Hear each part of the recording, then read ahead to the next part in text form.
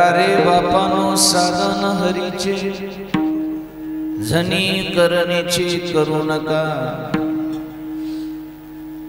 जेणे नये जन्म यमाची यातना, ऐशिया साधना करा काही। करा रे बापानो साधन हरीचे जनी करणेचे करू नका, जेणे नये जन्म यमाची यातना, ऐशिया साधना करा काही।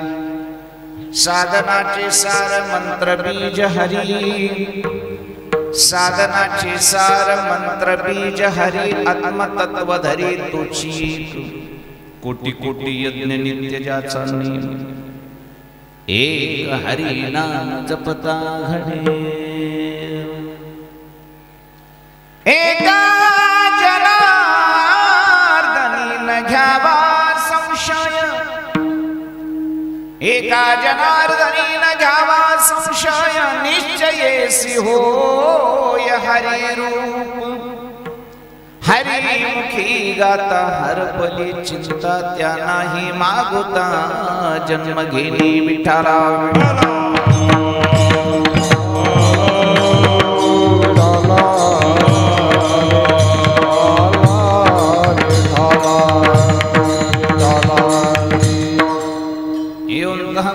मम वाचमिमां प्रसूक्तां संजीवयत्यखिल शक्तिधर स्वदाना, अन्यांश हस्तचरण श्रवणत्वगादीन्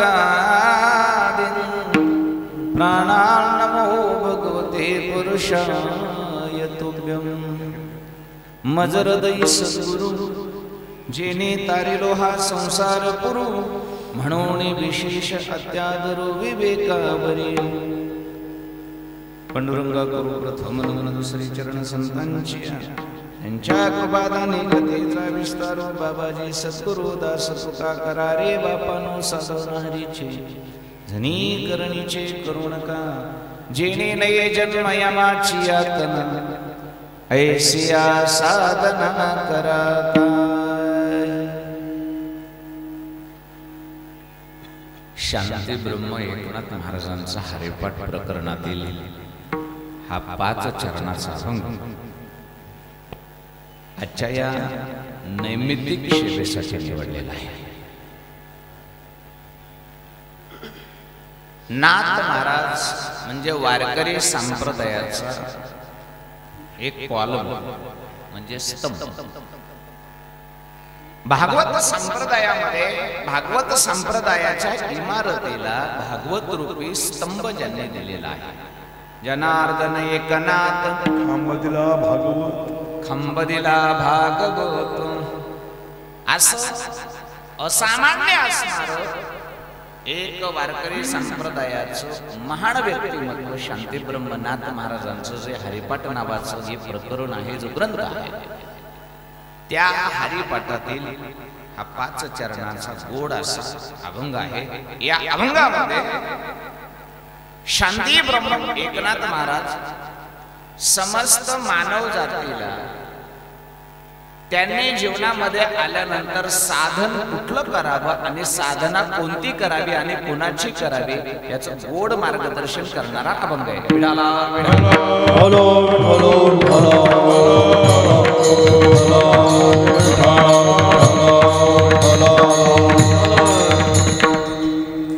साधन, साधक आणि साधक हे त्रिपुटी। साधक, साधन आणि साधन, जे प्राप्त करायचंय त्याला साध्य म्हणावं, ज्याच्याद्वारे करायचंय त्याला साधन म्हणावं, आणि जो करणार आहे त्याला साधक म्हणावं। विडाला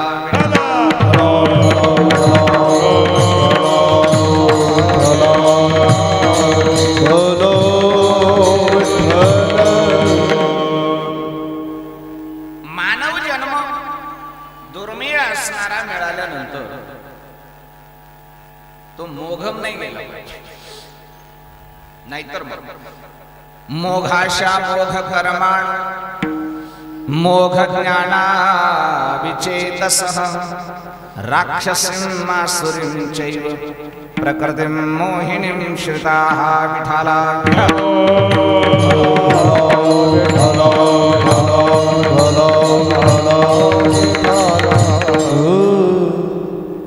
मोघम जीवन जगायचं नाहीतर मग त्या मोघम जीवनाच्या आशा मोघ आशा त्याच्या आशा सुद्धा मोघम म्हणजे त्याचं ध्येय मोघ कर्माण त्याचं कर्म सुद्धा मोघम त्याला किंमतच नाही आला असं गेला मोघाशा मोघ कर्माण मोघ ज्ञाना विचेतसः त्याला ज्ञान असतं पण अण्णा त्याचं ज्ञानही मोघम असतं विढाला विढाला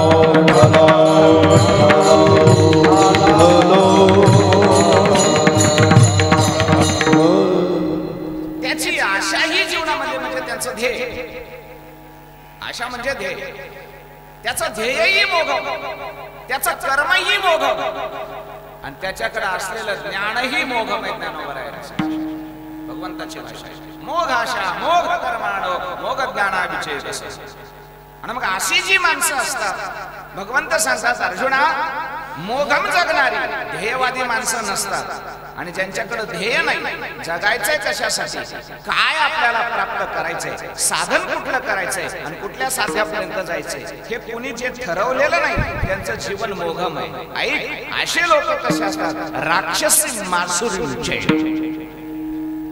राक्षसी वृत्तीचे लोक असतात मी का जन्माला आलोय त्याचंही ज्ञान नाही मला काय करायचंय याचंही त्याला काही ठरवलेलं नाही आणि मला कुठं जायचंय हेही ठरवलेलं नाही आलाय फक्त जगतोय याला मोघम म्हणतात राक्षसी प्रवृत्तीचे लोक राक्षसी मासुरीचे जन्मा आली वाया गेली भक्ती नाही केली भक्ती नाही केली माझे माझे मनोया गुंतू हरी माझे माझे मनोया गुंतू ओ जन्माले वाया गेले भक्ती नाही केले भक्ती नाही केले माझे माझे मनोया गुंतू मेली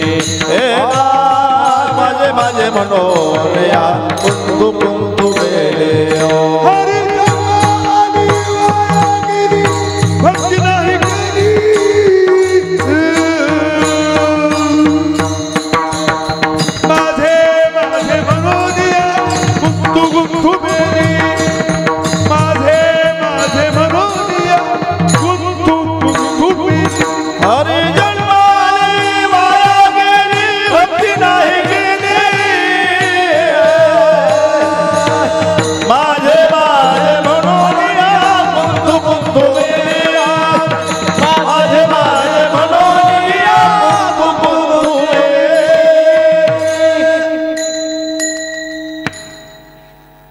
माझे माझे म्हणून गुंतू गुंतू मेली याला मोघम जीवन म्हणावं आणि मोघम जीवन जगणारे माणसं त्यांच्या जीवनाला अर्थ नसतो तुका म्हणे जळो ऐसी याचे तोंड अज्ञानाच्या पंड वाढविसी अज्ञानाचे पंडराम म्हणे ऐसी याचे तोंड अज्ञानाचे पंड वाढविसी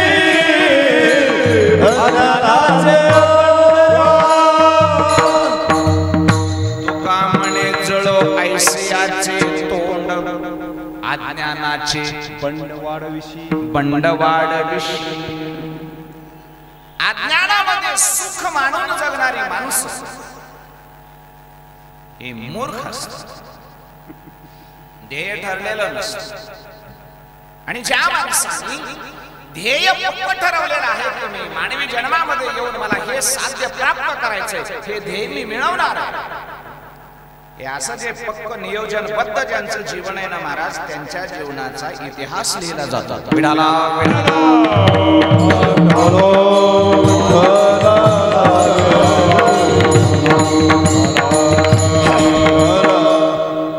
नाहीतर मग जीव जंतू सारखे कुठं जन्मले, कुठं जगले, कुठं गेले याची काही नोंद होत नाही. पुरुषार्थ मानवी जीवनामध्ये याला म्हणतात. जीवन कुठे मिळालं, जन्म कुठे मिळाला, कसा मिळाला याला किंमत नाही. कर्तृत्व एवढं महान करावं लागतं की आपल्या कर्तृत्वाची नोंद पाठीमागे इतिहासामध्ये सुवर्ण अक्षरामध्ये त्याची नोंद झाली पाहिजे. याला जीवन म्हणतात. नाहीतर काय उपयोग आहे मला सांगा. कधी जन्माला आला कोणालाच माहित नाही, कसा जगला कुठं नोंद नाही, कसा मेला याचीही नोंद नाही. काय उपयोग आहे मला सांगा. कमीत कमी आपल्या गावात तरी त्याचं नाव राहावं ना, असं काहीतरी कीर्ती. बाकी जाऊ द्या जगामध्ये, जिल्ह्यामध्ये, इकडे तिकडे, पण कमीत कमी त्या गावानं तरी त्याची कमीत कमी बरेच पिढ्यानपिढे आठवण ठेवावी. असं काही गावात तरी करावं ना. विठाला विठाला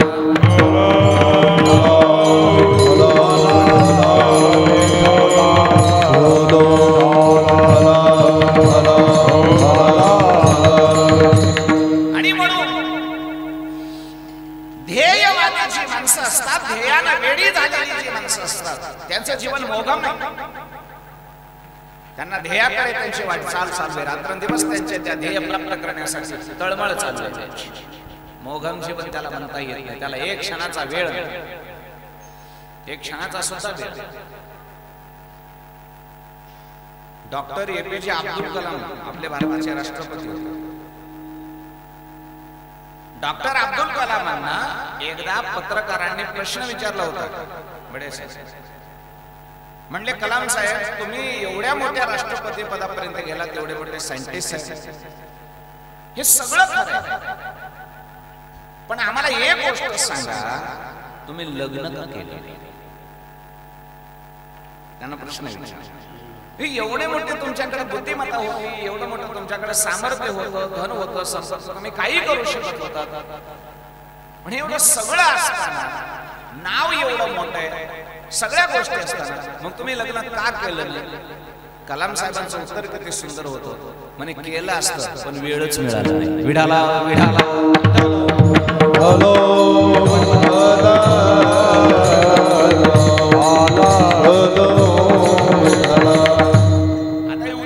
समजून घ्या. हे ध्येयवेडी माणसं अशी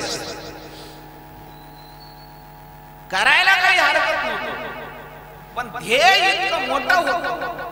ध्येयवादी माणसं एवढी वेळी असतात की त्यांना या गोष्टीला सुद्धा वेळ मिळाला नाही. एवढं ध्येयाचं वेळ असावं लागतं. त्यावेळेस माणसाचा फोटो ऑफिस मध्ये लागतो, उगीच नाही लागला. एवढं ध्येयाचं वेळ लागतं माणसाला. आणि मग असं जे जीवन आहे, या जीवनाला मोघम जीवन कसं म्हणता येईल? म्हणता येत नाही महाराज. हे जीवन सार्थकी जीवन असतं. विठाला विठाला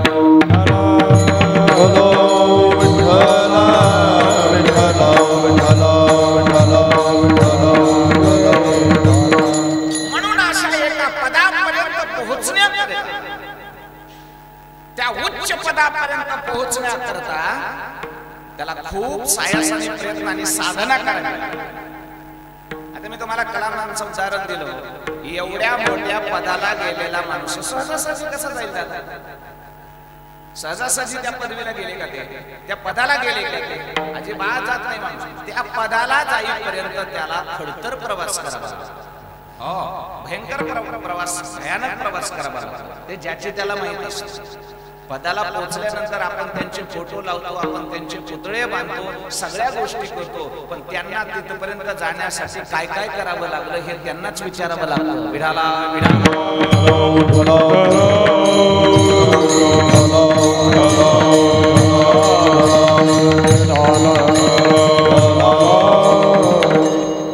म्हणून एका उच्च अशा पदापर्यंत त्याची धाव गेली आणि त्या पदापर्यंत तो पोहोचला. आणि त्या पदावर तो बसला की मग त्याच्या कीर्तीला कलंक नाही.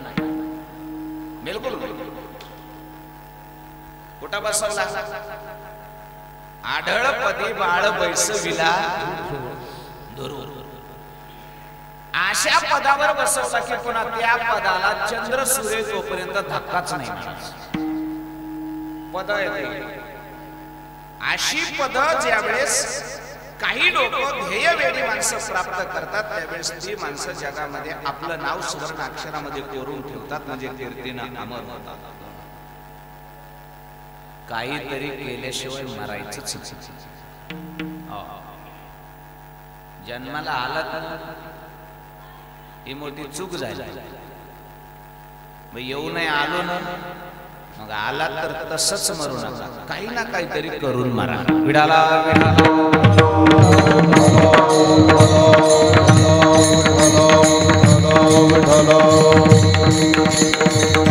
मग ही पदा प्राप्त करण्यासाठी पळणारी माणसं.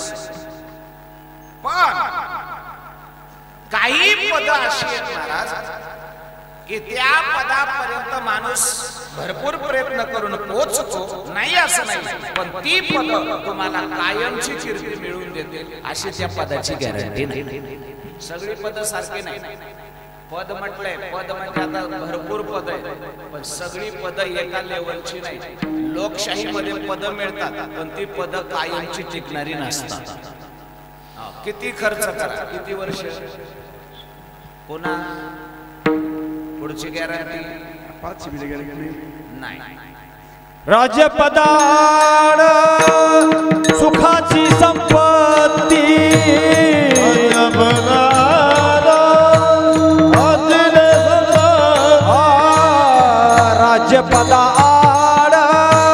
सुखाची संपत्ती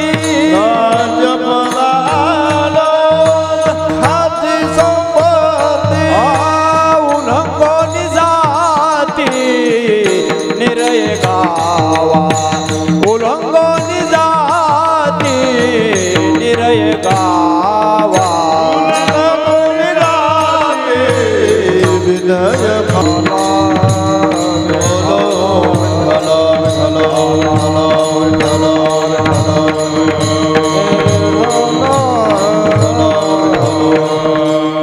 आणि मग या हरिपदापर्यंत पोहोचण्याची साधना ज्यानं ज्यानं केली, कारण ते हरिपद मिळणं म्हणजे एवढं सोपं नाही. ऐका, त्या हरिपदाच्या प्राप्तीसाठी जेवढे जेवढे निघाले तेवढ्यांना ते हरिपद मिळालं असं नाही. बरं ऐका, ते मिळालंच असं नाही. मनुष्यानां सहस्रेषु कश्चित् यतति सिद्धये यततामपि सिद्धानां कश्चिन् मां वेत्ति तत्त्वतः. हजारो साधना करणारे हे वाज्ञाने सोडून द्या, याचा विषय सोडून. पण हरिपदाला प्राप्त करण्यासाठी जेवढे जेवढे निघाले असे हजारो लोक, अशा हजारो मधून ते पद फक्त एकालाच मिळालं. हरिपद प्राप्ती होय भाविकासी, हरिपद प्राप्ती होय भाविकासी, अभिमानी आसी गर्भवान, अभिमानी आसी गर्भवान. हरिपद प्राप्ती भोय भाविकासी, हरिपद प्राप्ती भोय भाविकासी, अभिमानी आसी गर्भवान, अभिमानी आसी गर्भवान.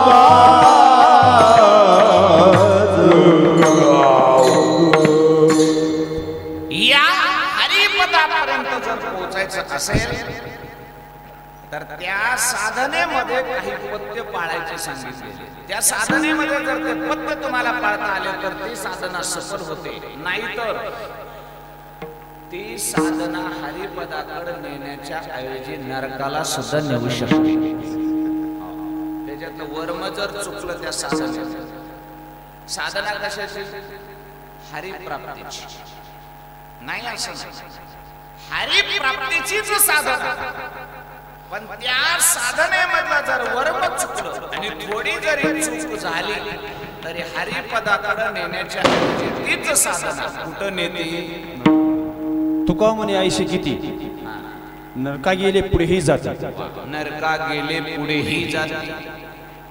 पण सामान्याचा विषय नाही बरं का ना. हा तुम्ही म्हणता जीव जंतू पापी हे लोक नाही, हे पुण्य करणाऱ्या लोकांचे गेले ना. तुका म्हणे आईशी किती हे पापी लोकांचं सोडा ते चाललेलंच. पण हे कुणाचं चाललंय? हे मोठ्या मोठ्या तपस्वी लोकांचं पुण्यवान लोकांचं चाललंय. विडाला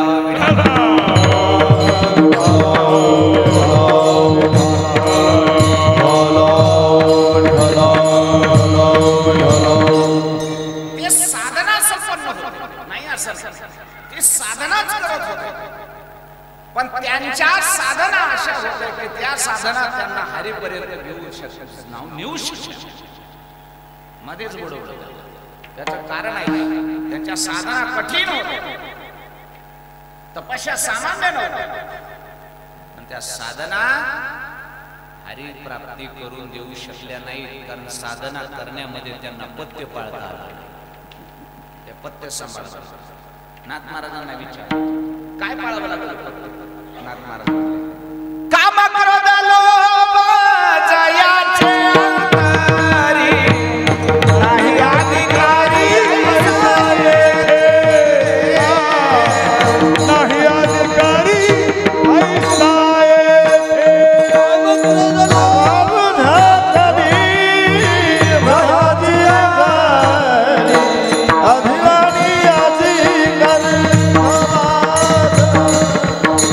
नाही अधिकारी ऐसा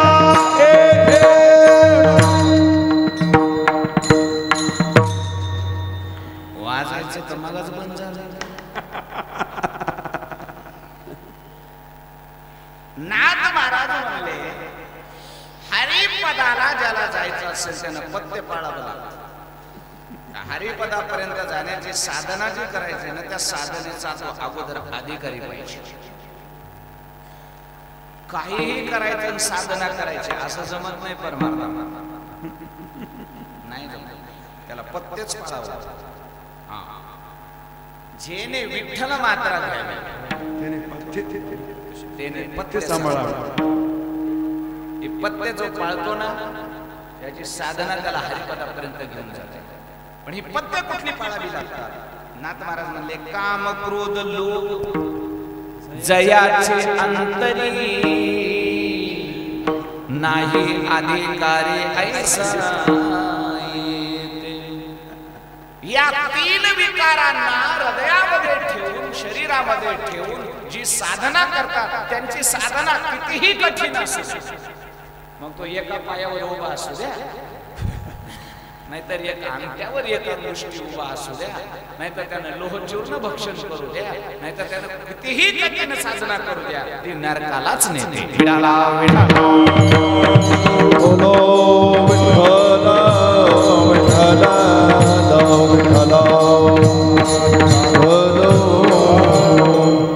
मग साधना नरकाला नेणारी असावी का हरिपदाला नेणारी असावी?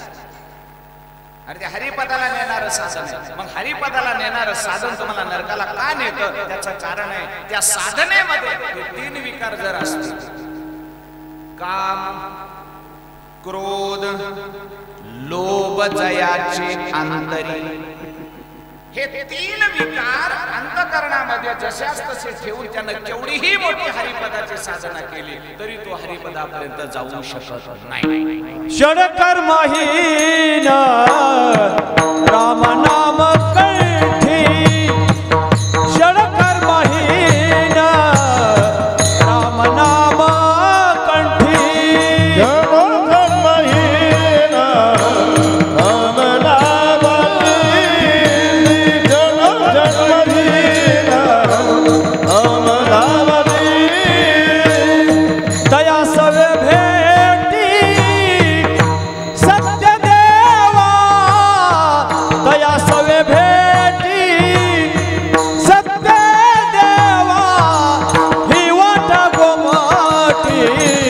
वैकुंठासी जाता वैकुंठासी जाता भेटी सोदेवा दया सवे भेटीला सोदेवा विवाद गोमाटी वैकुंठासी जाता विवाद गोमाटी वैकुंठासी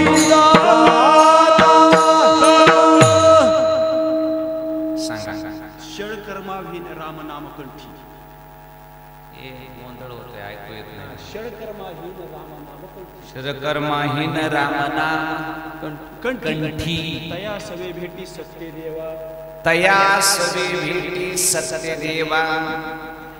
त्यालाच फक्त त्याच साधकाला हरीची भेट होऊ शकते. अन्यथा बाकी कितीही तुम्ही साधना करीत असाल तर पण तुम्हाला फक्त जर माहित नसेल अरे एक जन्म काय घेता जन्म कोटी हरी जन्म कोटी हरी गीता जन्म कोटी हरी गीता तुझे कल्पना अभिमानाची गाठी घेता जन्म कोटी हरी गीता घेता जन्म कोटी हरी गीता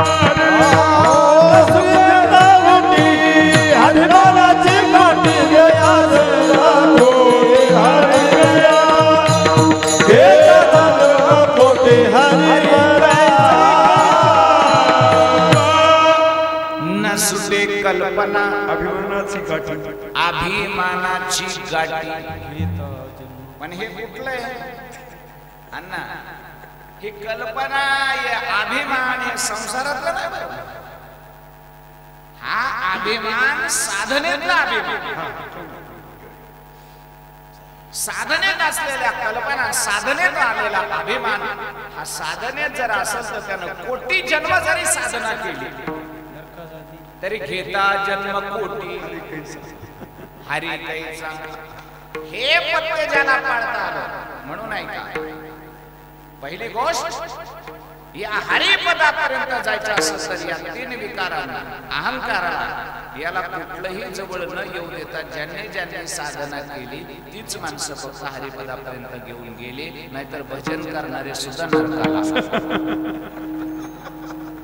आहे का नाही प्रमाण? माझं काय खोटं? भजन ते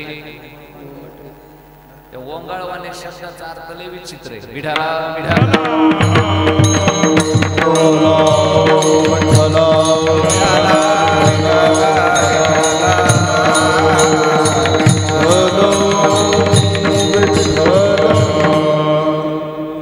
मी तुम्हाला काही उदाहरण सांगतो. विश्वामित्र म्हणजे सामान्य साधना करणारा माणूस आहे. अहो तुम्ही विचार करा, प्रतिसृष्टी निर्माण करण्याची ताकद ठेवली पट्ट्यानं. देवालाच आव्हान. कुणी कुणाला आव्हान देणं एवढं सोपं. जगाच्या बापाला आव्हान दिलं यानं. जगाच्या बापाला, हे देवा तू सृष्टीचा बाप आहेस, पितामहस्य जगतो माता दाता पितामह म्हणतोस ना. तुला लय सृष्टीचा बाप आहे म्हणून मी सृष्टी निर्माण केली म्हणून अहंकार आहे ना. सृष्टी मी सुद्धा निर्माण करण्याची ताकद माझ्याकडे. एवढं आव्हान देवाला दिलं. मग देवाला आव्हान देण्या इतपत माणूस मोठा होतो म्हणजे कशाच्या जोरावर होतो? राईट, पैशाच्या जोरावर होतो काय? देवाला आव्हान देऊ शकण्याचे सामर्थ्य ताकद ही साधनेमधून त्यानं प्राप्त केली. ते काय असं मोकार नव्हतं. विश्वामित्र म्हणायचे. आणि एवढी भयंकर साधना करणारा विश्वामित्र महाराज हरिपदाला पोहोचला का? बघा तुम्ही इतिहास. हे पापी होता का पुण्यवान होता? तपस्वी महात्मा विश्वामित्र म्हणजे काय चेष्टा का? प्रभू रामचंद्राला त्याचा यज्ञ पार पाडायला अयोध्येतून जावं लागलं. मग ते पापी होता? प्रभू रामचंद्राचं लग्नच याच्यामुळे झालंय. बघा किती विचित्र. म्हणजे एक ताकद सांगितली. तुम्ही विश्वामित्राला सामान्य समजू नका. बापाला न विचारता देवाचं परस्पर लग्न ज्यानं लावलं त्याचं नाव विश्वामित्र आहे. विठाला विठाला.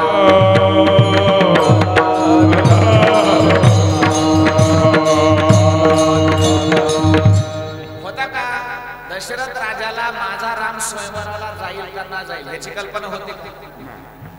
म्हणजे बापाच्या परस्पर पोलाचं लग्न केलं देवाचं, तरी दशरथ राजाचे असं का केलं म्हणायला हिंमत झाली नाही.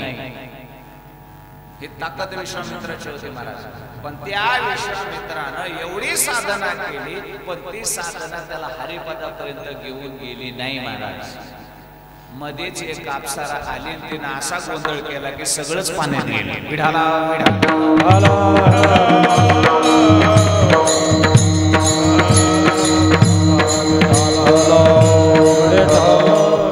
गेलं का नाही? खलास पाण्यात मोकळाच. त्याचं कारण आहे का? विश्वामित्राची साधना कमी नाही, पण त्याच्या साधनेमध्ये ईर्ष्या नावाचा विकार. साधना भयानक होती नाही असं नाही, पण त्याची साधना निर्मळ नव्हती अण्णा, जगाच्या कल्याणासाठी नव्हती. संतांच्या साधना एवढ्या अमर झाल्या त्याचं कारण आहे जगाच्या कल्याणा संतांच्या. आणि या लोकांच्या साधना जगाच्या कल्याणासाठी नव्हत्या, जगाची जिरवण्याकरता. नुसत्या जगाची नाही, देवाची बी जिरवायची. अलग लक्षामध्ये. पण याचा परिणाम असा झाला, विश्वामित्राला भगवंताची प्राप्ती नाही झाली, भगवंताची कृपा प्राप्त नाही झाली महाराज. साधना होती पण ती हरिप्राप्तीची नव्हती. हरिपदाची प्राप्ती नाही झाली, वाया जावं. नंबर 2 आहे का दुर्वास नावाचा महात्मा. महाराज काय साधना सामान्य आहे का त्या माणसाची? विचार करा. सगळ्या पतिव्रतेमध्ये तिन्ही देवाच्या पतिव्रतेचा अहंकार जिनं घालवला ते सती अनुसूया. लक्ष्मी पार्वती सावित्रीचा अहंकार जिनं जिरवला, एवढी महान पतिव्रता सती अनुसूया. आणि त्या अनुसूयेचा मुलगा आहे कोण? दुर्वास. आत्री ऋषी आणि अनुसूयेचा मुलगा आहे महाराज दुर्वास. सामान्य कुळ आहे का? एवढी ताकद आहे माईची पाठीमाग पतिव्रतेची. सामर्थ्य आहे का दुर्वासाचं? स्वर्गामध्ये एकदा दुर्वास गेले आणि इंद्राला भेटायला गेल्यानंतर स्वतःच्या गळ्यातली माळ काढली दुर्वासाने इंद्राचं स्वागत करण्यासाठी. इंद्राच्या गळ्यात घातली. महात्म्याचा प्रसादाची आवेलना कधी करायची नाही, आपल्याकडून बऱ्याच वेळा घडून जाते. इंद्र त्यावेळेस अप्सरेचं नृत्य बघण्यात बंद होता, बेधुंद झालेला होता. दुर्वास महात्मा आलाय, त्यानं आपल्या गळ्यामध्ये माळ घातली, आपण त्याचं स्वागत करावा, त्याचा स्वीकार करावा, आदर करावा, हे त्यावेळेस त्याचं भान राहिलं नाही. दुर्वास आले, गळ्यात त्याच्या माळ घातली, दुर्वास बाजूला बसले. त्यानं त्या अप्सरेकडे बघत बघत ते गळ्यातली प्रसादिक माळ काढली आणि अशी फेकून दिली. त्या ऐरावत नावाचा हत्ती तिथं उभा होता, त्या हत्तीनं पायाखाली तुडून काढली. आणि हे बघितलं दुर्वास. मग आता ते महाराज ते काय संत साधू नव्हतं, ते क्षमा करा अपराध नकशिखांत लाल झाला महाराज दुर्वास. इंद्रा, तुला तुझ्या संपत्तीचा आणि तुझ्या भोग ऐश्वर्याचा अहंकार आला. मी इथं येऊन बसलो, माझी प्रसादिक माला मी तुझ्या गळ्यामध्ये घातली, तरी तिचा आदरपूर्वक स्वीकार न करता तिची तू अवहेलना करून माझी सुद्धा अवहेलना केली. कशाच्या पुढे?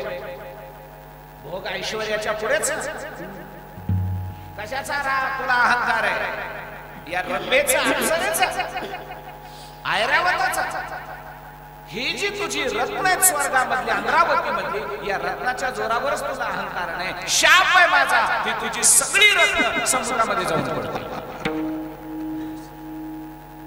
14च्या 14 रत्न स्वर्गातली कुठे जाऊन पडली? कसं असतंय अण्णा, ज्या गोष्टीमुळे वजन आहे ती गोष्ट जवळची गेली की कवडी किंमत असते. इंद्राला वजन किंमत त्या 14 रत्नामुळे, आणि ते सगळेच पाण्यात पडल्यामुळे इंद्राचं ऐश्वर्य गेलं, ऐश्वर्यहीन इंद्र झाला. स्वर्गाला किंमतच नाही राहिली. आणि मग ती 14 रत्न बाहेर काढण्यासाठी देवाला दानवाली समुद्र मंथन करावं लागलं, ते बाहेर काढावे. एवढा इतिहास लांबला पडला. म्हणजे जे एकमेकाचे पक्के विरोधी पक्ष होते, कोण? देव दानव एकमेकाचं तोंडही पाहत नव्हते, पण मलाई खाण्यासाठी तेव्हापासून एकत्र येण्याची पद्धत.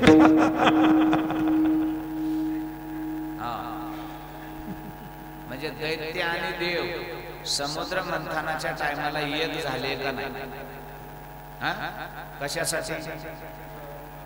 14 रत्न काढण्यासाठी. म्हणले पुन्हा वाटून खाऊ, पण आता एक व्हा. विठाला विठाला बोलो विठ्ठला विठ्ठला. मला तुम्हाला फक्त एक सांगायचं, एवढी ताकद. अरे ज्या पठ्ठ्याच्या शापानं अख्खे देवन दानव कामाला लावले तो म्हणजे दुर्वास. एवढं सामर्थ्य, एवढी साधना महाराज त्या दुर्वासाची. पण दुर्वासाची साधना दुर्वासाला हरिपदापर्यंत जाऊ दिलं नाही. भगवंताचा कोप झाला त्याच्यावर, पण कृपा झाली नाही. त्याचं कारण आहे का? साधना भयानक होती, पण त्या साधनेमध्ये क्रोध होता. क्रोध. विडाला विडा. बोलो विठ्ठला विठ्ठला विठ्ठला बोलो विठ्ठला.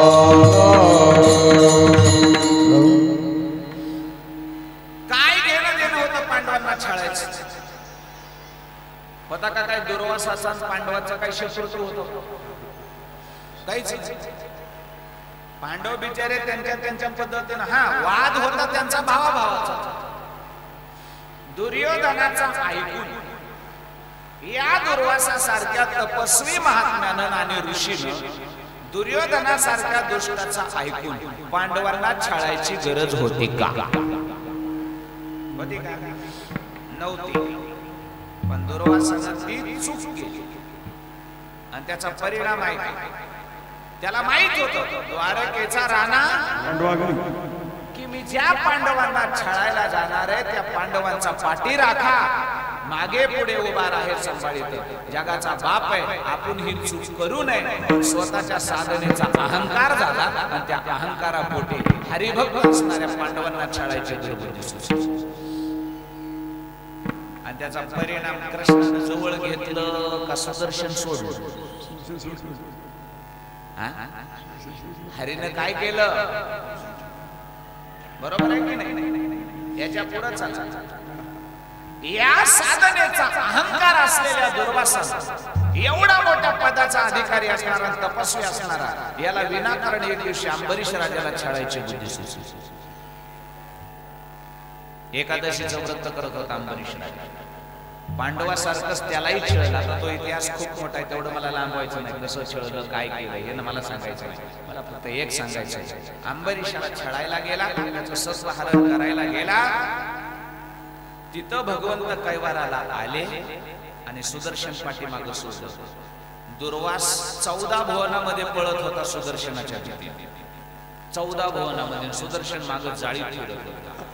शेवटी देवाला शरण आला, प्रभू माझ्याकडून चूक झाली, मला माफ करा. भगवंताने सांगितलं मला माफी मागायची नाही, ज्याचा गुन्हा केलाय त्याला मागायची. अंबरीश राजाला शरण जात. त्या अंबरीश राजानं दिलेले 10 गर्भवासाचे शाप देवानं भोगले महाराज.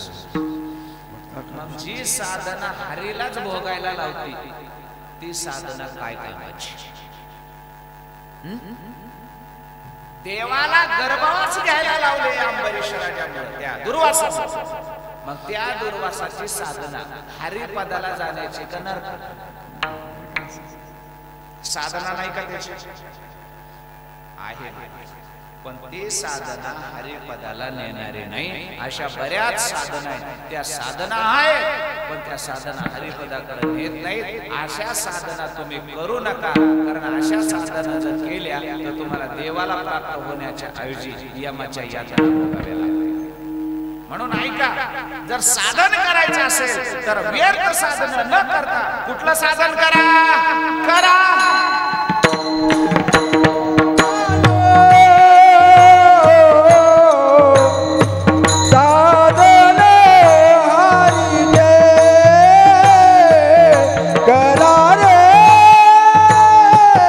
बाबा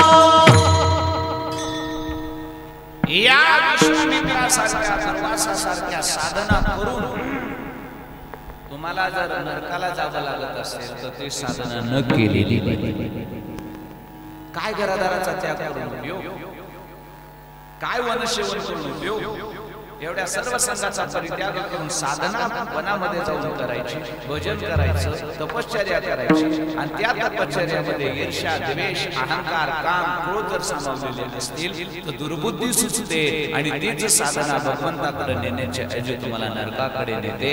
नाथ महाराज म्हणतात अशी चूक कमीत कमी तुम्ही करू नका. जर साधना करायची असेल तर मी तुमच्या पाया पडून सांगतो करा रे बापा. तुम्ही साधन करा पण चुकीचं साधन करू नका. जे करायचे ते हरीचंच करा. ऐसे कहो न करा काही, ऐसे कहो न करा काही, ऐसे कहो ऐसे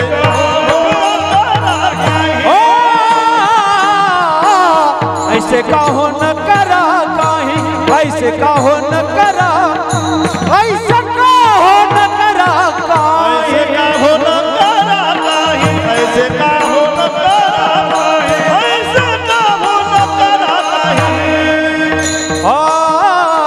पुढे नस नाही जा, पुढे नस नाही जा, विश्वंभरा शरणागत, विश्वंभरा शरणागत. ओ पुढे नाही जा, पुढे नाही जा, विश्वंभरा शरणागत, विश्वंभरा शरणागत.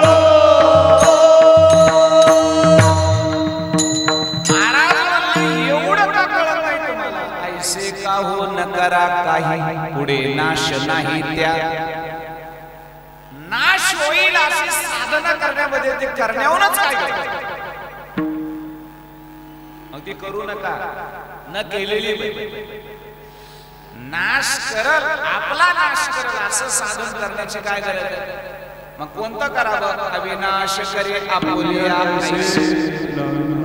नाश करण्यापेक्षा त्या साधनेनं तुम्हाला अविनाशी बनवलं पाहिजे आणि अविनाशी बनवण्यासाठी त्याला साधना म्हणून अविनाशी भगवंताचीच करायची. ऐसी जोडी करा राम कंठीला,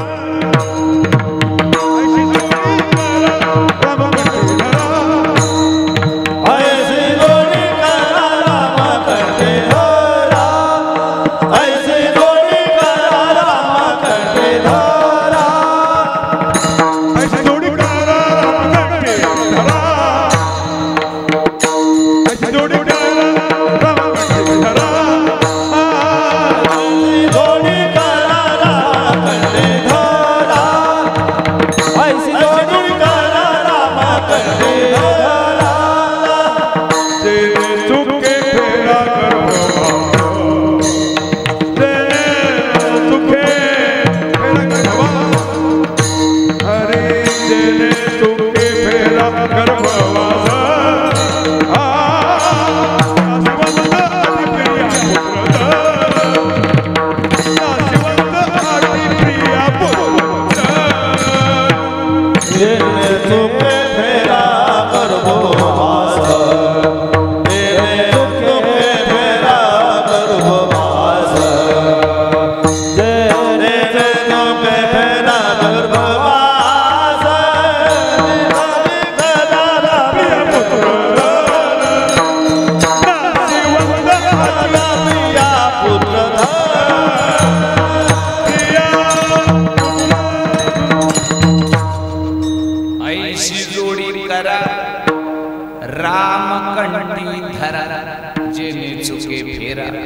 गर्भवास अशी साधना करा.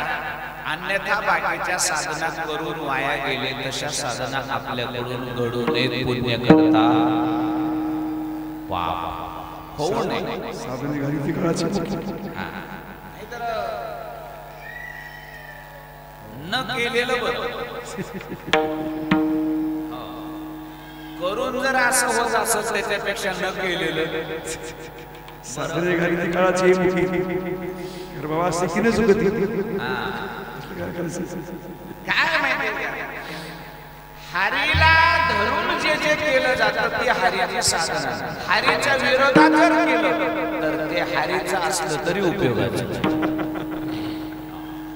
आता हिरण्यकश्यपाची साधना काय साधी होती का मला सांगा. अहो ब्रह्मदेवाचं डोकं बंद पडलं होतं आता याला मारावं कसं. काय बुद्धिमान विचार करा ना काय साधना होती भयंकर. कोणालाच मरणाचा विषय होता का काय मला सांगा. आता चतुरांत शिरोमणी होता म्हणून त्याला एक जमीन बाकी त्याचं डोकं चाललं असतं. म्हणजे हिरण्यकश्यपाची साधना काय कमी होती का विचार करा बरं तुम्ही. भक्त प्रल्हादाचा जन्म पाठीमाग झाला त्याला माहित सुद्धा नाही. घरादाराचा त्याग करून तपश्चर्या करायला गेला. साधना काय कमी नव्हती पण त्याची साधना हरीसाठी नव्हती हरीची जिरवायसाठी होती. कारण तो हरीचा बदला घेण्यासाठी गेला. मी आता विष्णूला दाखवतो मग ती साधना त्याला हरिपदाला घेऊन गेली का नाही ना. मला देवाचा कोप सहन करा मला नीट आहे. साधना अशी करावी की ती साधना फळाला आली रे आली. देवानं त्याच्यासारखं तर स्वरूप द्यावंच. त्याचं पद तर हरिपद द्यावं याच्यामध्ये वाद नाही. अरे पण त्याच्या सभोवताली असणाऱ्या सगळ्या चंदनानं जसं बोरी व्यापलेल्या तशा त्याच्या कुळाला सुद्धा भगवंतानं हरिस्वरूप करून घेतलं पाहिजे. अशी साधना पाहिजे. ज्ञानोबराय म्हणले त्याला एकट्याला नाही मातृ पितृ भ्राता सगोत्र अपार चतुर्भुजन रघु. त्याला एकट्याला नाही सगळ्या कुळालाच त्या साधनेनं त्याला पवित्र बनवलं. आणि त्याच्यामुळे नीट आहे हरिपदाला प्राप्त झालं. म्हणजे कुठं हरीची साधना केल्यानंतर निघून गेल्यानंतर कुठं जावं दादा नरकाला का हरिपदाला. ज्ञानोबराय म्हणले ज्ञानदेवा ध्याने रामकृष्ण म्हणी तिने वैकुंठ भवानी घर मिळालं त्याला.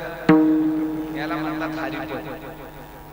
वैकुंठ भुवनी घर केले हे त्याच्या साधनेचं फळ आहे की देह सुटल्यानंतर त्याला कुठं मिळाली जागा वैकुंठ भुवनी घर केले. पण कधी हरीला धरून केलेले आणि हरीला सोडून ज्यांनी केलं यमाचा पाहुणा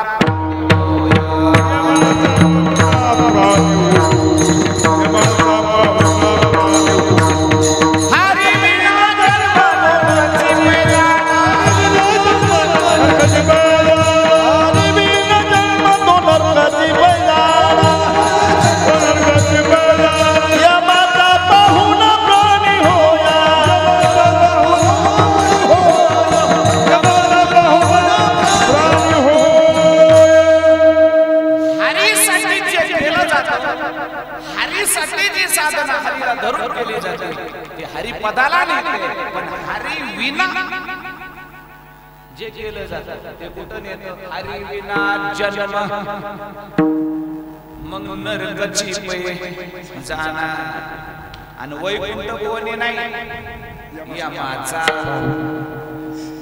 रामकृष्ण नामे रंगले जन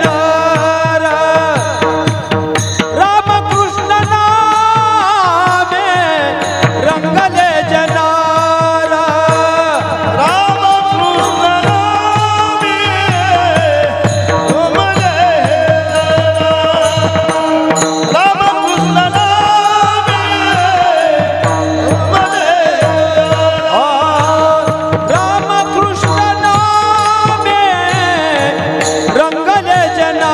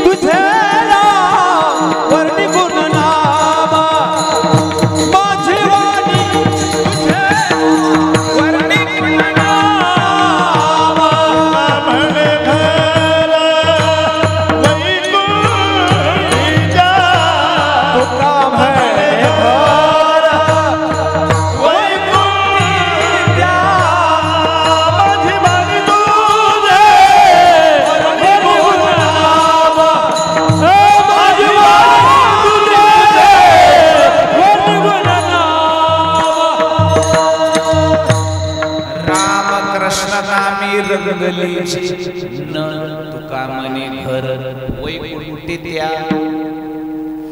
म्हणून साधना तुम्हाला वैकुंठामध्ये स्थान मिळवून म्हणजे हरिपदाला मिळवून देणार आहे. तुम्ही म्हणता ना आतापर्यंत तुम्ही हरिपद म्हणत होता वैकुंठाकडे कसं काय गेलं तसं कारण ज्ञानदेवा पाटा हरी हा असं काय नाही दोन्ही एकच आहे. हरी हाच वैकुंठ मग वैकुंठामध्ये स्थान देणारी साधना असावी का नरकामध्ये वैकुंठामध्ये कारण वैकुंठ चुकलं की यमाचा पाहुणा मग यमाचा पाहुणचार मी खास असतो मारी बरोबर आहे की मग ते यमाच्या यातना भोगायच्या संपल्या भोग संपला पुन्हा गर्भवास चला निघा कर्म करायला. जर ही साधना या दोन गोष्टी देत असत तर त्या साधना करून उपयोग नाही. म्हणून ऐका साधना अशीच करा कशी जेने नाही जन्माया माची आत्मा जेने नाही जन्माया माची आत्मा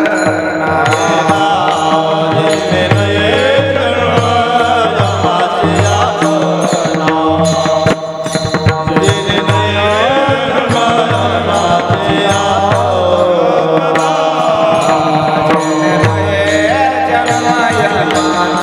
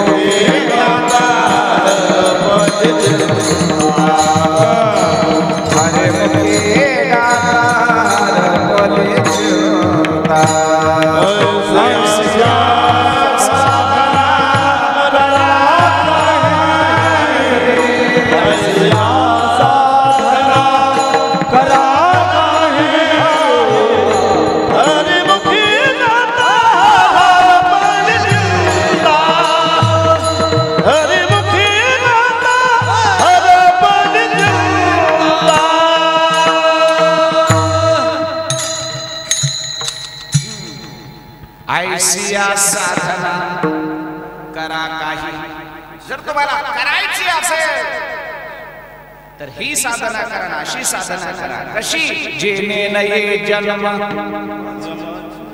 ज्या साधनेमुळे तुम्हाला पुन्हा जन्माला येण्याची गरजच नाही लागली पाहिजे.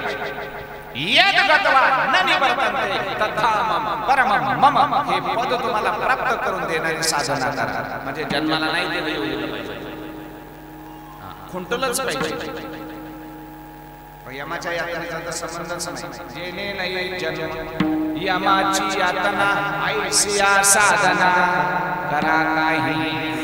मग महाराजांना विचारला अशा साधना किती आहेत कोणत्या ऐसिया साधना पण अशा साधना का एक नाहीये. हरी प्राप्तीचे मार्ग एक नाहीये अनंत मार्ग आहेत हरी प्राप्तीचे. मग एवढ्या साधनेपैकी लवकरात लवकर हरिपदाची प्राप्ती होईल आणि ज्याच्यामुळे जन्म मरण खुंटल यमाच्या यातना मिळणार नाही अशी एखादी साधना महाराज म्हणले साधना कमी नाही साधनाचे सारा मंत्र बीज हरीला साधनाचे सारा मंत्र बीज हरी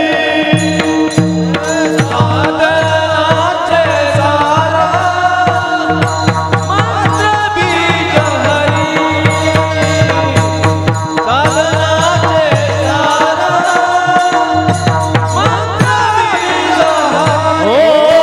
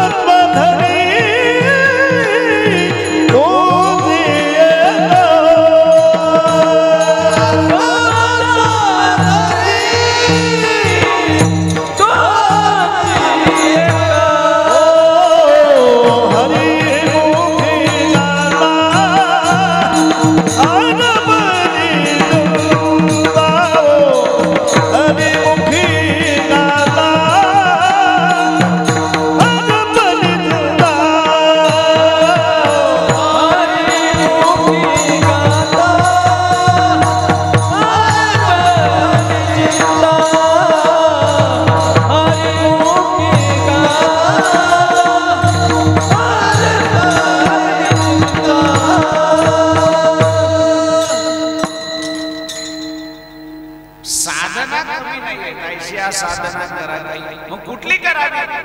सगळ्या नाही. यावानर्थ उदपाने सर्वतः संस्कृतोदकी तावान सर्वेषु वेदेषु ब्राह्मणस्य विजानतः. ज्ञानोबरांची बोली आहे. अर्जुना, भगवत प्राप्तीचे मार्ग असंख्य आहेत, पण काय सगळ्या असंख्य मार्गांना एकदा चालता येईल? एकट्याला नाही. ज्ञानोबा दृष्टांत काय देतात? का प्रगटलिया गभस्ती आशेष ही मार्ग दिसती, मग काय देवी चालू जाते पंडू सुसा. सूर्याचा उदय झाल्यानंतर असंख्य मार्ग दिसतात, मग काय माणसानं जेवढे मार्ग दिसतात तेवढ्या मार्गाने नाही. आपल्याला ज्या मार्गाने जायचे त्याच्यातल्या एकाच मार्गाची निवड करून दिली. तसं भगवत प्राप्तीच्या साधना आणि साधन कमी नाही, पण तेवढ्या साधनाच्या एकट्यानं नादी लागून जमत नाही. या सगळ्या साधना जिथं कोटी कोटी नित्य जाता कोटी कोटी नित्य जाता कोटी कोटी नित्य जाता कोटी कोटी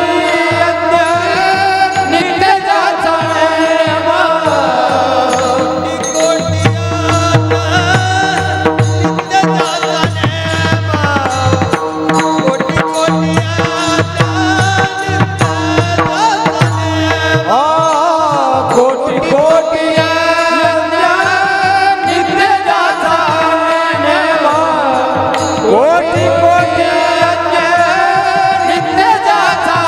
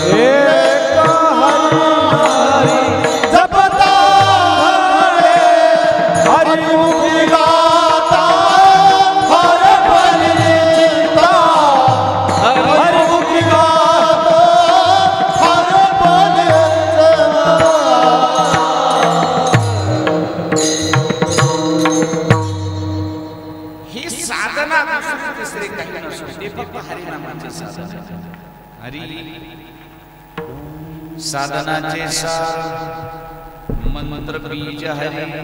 या सगळ्या साधनाचं सार हे हरिनाम आहे. ते हरिनाम जर तू घेतलंस तर कोटी कोटी यज्ञाचं पुण्य त्याच्यामध्ये सामावलेलं आहे. कोटी कोटी यज्ञ नित्य ज्याचा नेम एक हरिनाम जपता घडे.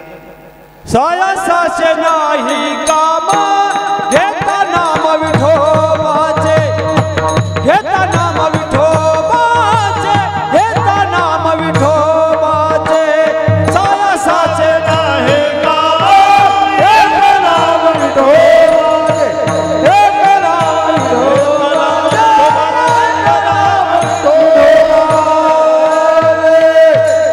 सायासाचे नाही काम घेता नाम विठोबाचे. काय जाणो तरले किती नाव ऐती या बसा. अशी ही हरिनामाची नाव असं हे हरिनामाचं साधन, हे हरी प्राप्तीचं साधन, हरिनामाचं साधन दुसऱ्या साधना करू नका, हेच साधन करा. कारण हेच हरिनामाचं साधन तुम्हाला हरिपदापर्यंत नेऊ शकतो. फक्त ते हरिनाम घेत असताना काम क्रोध लोभ जयाचे एवढे साधन. पण ते पाळलं रे पाळलं. हे नाना महाराज म्हणतात माझी गॅरंटी आहे माझी.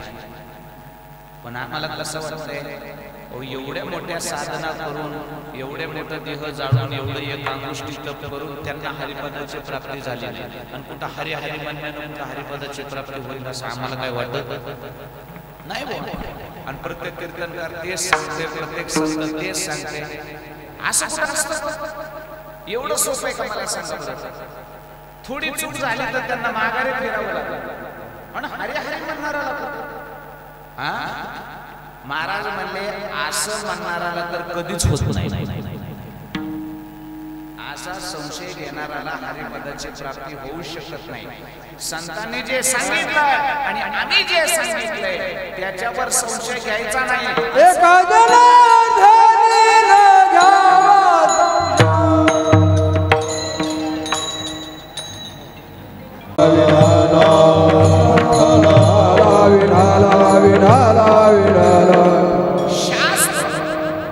आणि संत यांच्या सांगण्यावर आणि बोलण्यावर, वेदावर संशय घ्यायचा. आणि ज्यांनी ज्यांनी वेदावर, शास्त्रावर आणि संतांच्या बोलण्यावर संशय घेतला म्हणून संशयामुळे घोर अनेक नाही पाप घोर हा विनाश जीवा घोर प्राणी. म्हणून नाथ महाराज म्हणले माझ्या सांगण्यानुसार किंवा संतांच्या सांगण्यानुसार जर हरिनामाची साधना केली तर तुम्ही हरिपदाला निश्चित जा. फक्त एकच काम करा, एका जनार्दनी न घ्यावा एका